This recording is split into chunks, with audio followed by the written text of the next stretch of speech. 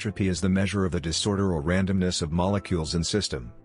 When molecules becomes disordered, entropy increases.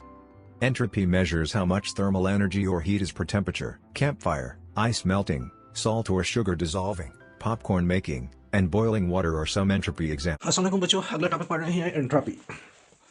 Entropy del S से denote होता है। Entropy del S से denote करते हैं और ये क्या है? It is a state variable.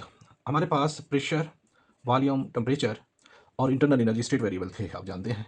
तो एक नया स्टेट वेरिएबल है del S, change in entropy of the system.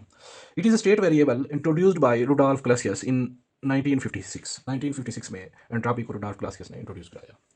ये स्टेट वेरिएबल है जो स्टेट ऑफ सिस्टम देता है। अब इसकी डिफिनीशन आप पढ़ लेते हैं हम, लेकिन पहले डिफिनीशन कर लेते हैं। डिफिनीशन में पहली डिफिनीशन है entropy measures the disorder of the system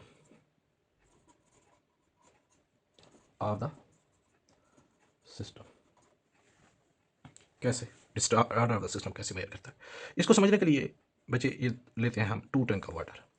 ये 500 लीटर वाटर है इसमें, और ये 90 डिग्री सेल्सियस पे है ये वाटर।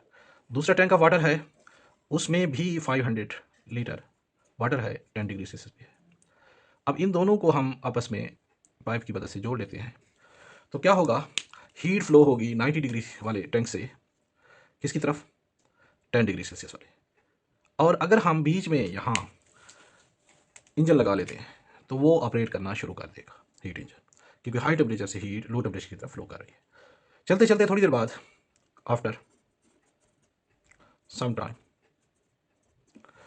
कुछ टाइम बाद, अब इसका टेम्परेचर क्या हो जाएगा? 50 डिग्री सेल्सियस। और इस टैंक का क्या हो जाएगा टेम्परेचर?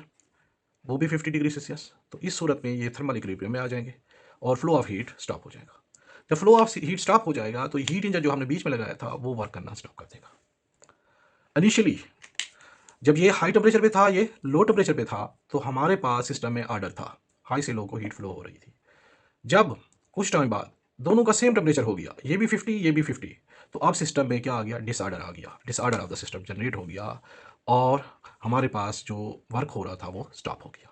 तो अब entropy of the system del S क्या हो गई है? रेज हो गई है इस सिचुएशन में। अगली चीज़, अगली डिफिनीशन, एंट्रोपी मर्यादा disorder of the system.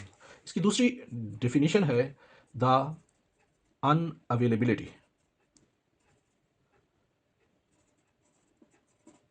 Of energy for useful work. Energy हो और यूजफुल वर्क के लिए अवेलेबल ना हो तो हम उसको क्या कहेंगे? एंट्रोपी सिस्टम की क्या है? रेज्ड हो गई, unavailability of energy for useful work. बेटा जब ये 90 पे था, ये 10 पे था, दोनों का सम कितना है? 100।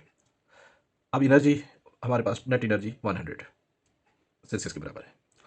आफ्टर सम टाइम जब इनमें थर्मल इक्विलिब्रियम आ गया, इसका 50 + 50 100 एनर्जी उतनी है, उतना टेम्परेचर है, लेकिन ये वाली एनर्जी अवेलेबल नहीं है वर्क के लिए, क्योंकि जब इसने टैंक ने और इसने 50-50 अटेंड किया तो इंजन ने स्टॉप कर दिया, बीच में वर्किंग स्टॉप कर दिया। तो unavailable energy, unavailability of energy for useful work. Energy available है, एनर्जी उतनी है 100 है, लेकिन आप इससे यूजफुल वर्क नहीं ले सकते, तो इसको कहेंगे एंट्रोपी ऑफ द सिस्टम क्या हो गई है? Again entropy of the system raised हो गई है। एनर्जी है लेकिन यूजफुल वर्क के लिए अवेलेबल नहीं है। मैथमेटिकली अब आपने डिफिनीशन सीख ली।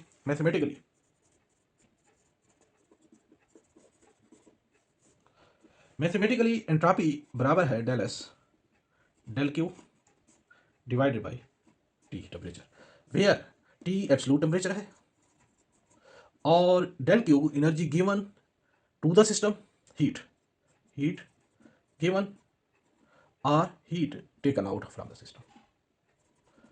तो ये इनकी मैथमेटिकल रिलेशन आ गई। अगली चीज है इसमें डिग्रेडेशन ऑफ एनर्जी। आपकी बुक के अंदर लिखा हुआ है डिग्रेडेशन। डिग्रेडेशन का मतलब है डी वैल्यू होना of energy. Degradation of energy ये है कि ये चीज ऑब्जर्व की गई है, all the natural process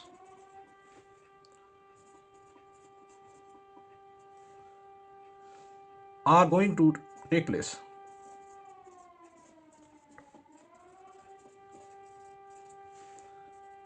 in such direction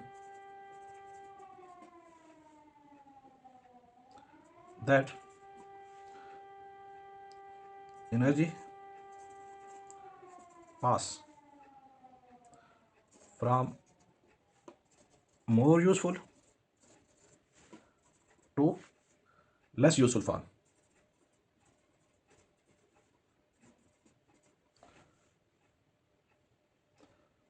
is called degradation of energy. सारे नेचुरल प्रोसेस इस डायरेक्शन में जा रहे हैं. Are the natural process going to take place in such direction that energy pass from more useful to less useful form. More useful से less useful form की तरफ जा रही है, तो इसको क्या करेंगे हम? Degradation of energy. फिर एक वक्त आएगा जब हीट सोर्स और सिंक का टेम्परेचर क्या होगा? हीट सिंक का टेम्परेचर सेम हो जाएगा, दोनों थर्मल इक्विलिब्रियम में आ जाएंगे. तो उस वक्त क्या होगी? एनर्जी क्या होगी? यूजफुल वर्क के लिए अवेलेबल नहीं होगी, तो ये डीग्रेडेशन ऑफ एनर्जी कहलाएगी. उस वक्त क्या हो जाएगा? जब यूनिफॉर्म टेम्परेचर हो जाएगा पूरे यूनिवर्स का, तो वहाँ क्या हो जाएगी? उस वक्त हीट डेथ होगी. यूनिवर्स की क्या होगी? हीट डेथ हो जाएगी जब एनर्जी सोर्स और सिंक की सेम हो जाएगी. Degradation of energy. तो आहिस्ता आहिस्ता सारे नेचर प्रोसेस उस डायरेक्शन में जा रहे हैं कि एनर्जी कंटिन्यूसली डिक्रीज हो रही है. Energy is continuously degrading for doing useful work. Continuously is degrading for useful work. Useful work के लिए डिग्रेड हो रही है. यूजफुल वर्क के लिए एनर्जी जो है ना, वो क्या हो रही है? विद टाइम डिक्रीज हो रही है.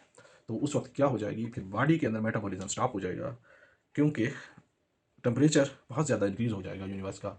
केमिकल और biological process will be stopped as no energy will be available for doing work. तो सारे केमिकल प्रोसेस जो हैं मेटाबॉलिज्म से रिलेटेड, बाकी जो है केमिकल रिएक्शन स्टॉप हो जाएंगे. तो ये कहलाएगी heat death of universe. Thank you so much. अल्लाह हाफिज़.